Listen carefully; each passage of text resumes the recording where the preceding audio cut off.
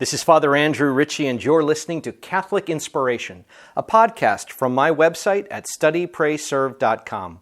These homilies, presentations, and retreats form part of my ministry as a Catholic priest for the Diocese of Superior. And now I invite you to open your hearts to some Catholic inspiration. Today is Friday of the first week of the year. Our gospel reading is Mark chapter 2, verses 1 to 12. When Jesus returned to Capernaum after some days, it became known that he was at home. Many gathered together so that there was no longer room for them, not even around the door, and he preached the word to them. They came bringing to him a paralytic carried by 4 men. Unable to get near Jesus because of the crowd, they opened up the roof above him. After they had broken through, they let down the mat on which the paralytic was lying.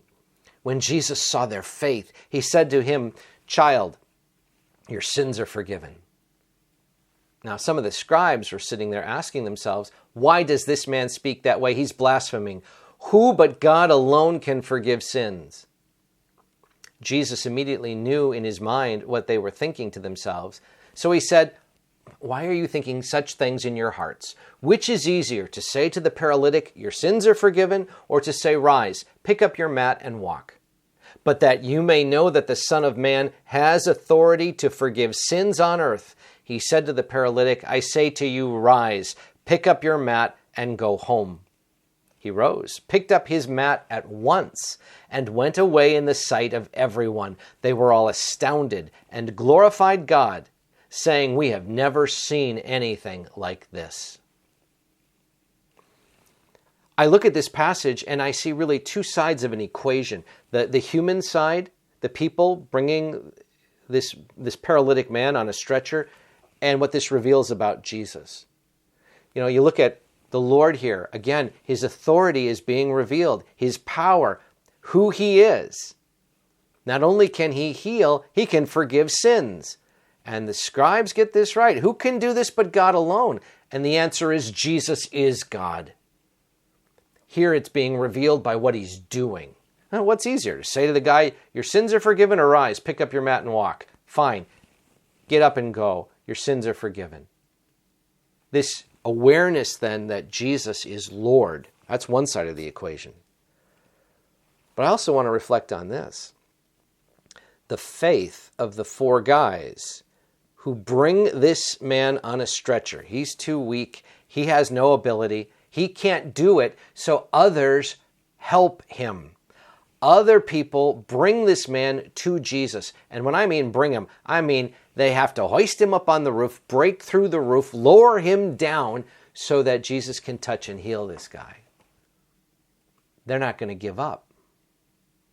They're not going to give up in their attempt to bring someone they care about to Jesus. And that's the thought for today.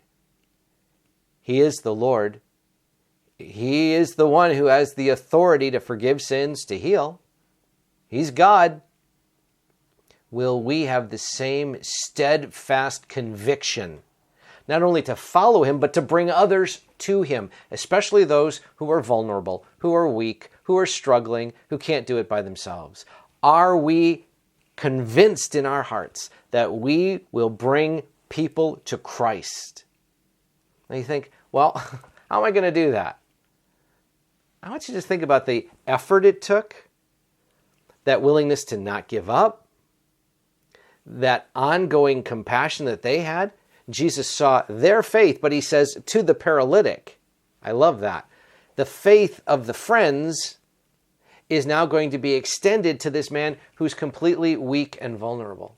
Again, the compassion of Christ is present. The power of Christ is present, responding to the faith, the trust in the friends who brought the man to him.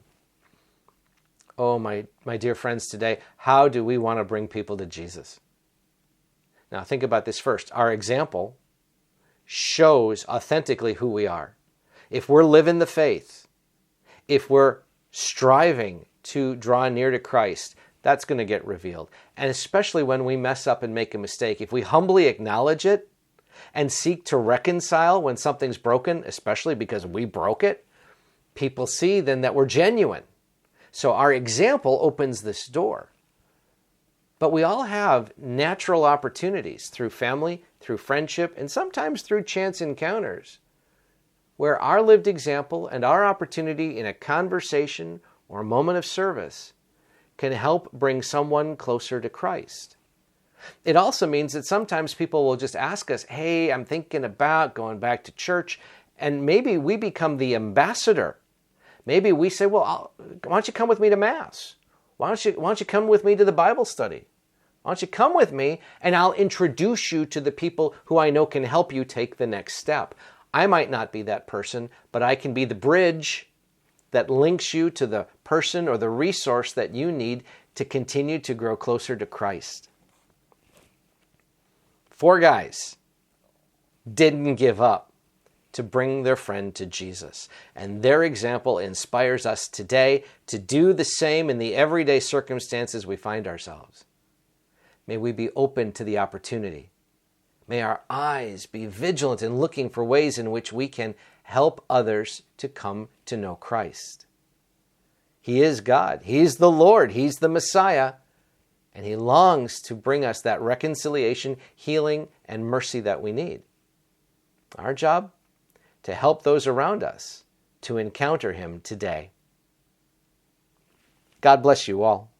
This is Father Andrew, and I hope this podcast inspires your faith. Now, if you found it helpful, please share it with a friend. And you can help me by leaving a rating and a review. I keep all my listeners in my daily prayers, and I ask for your prayers in return.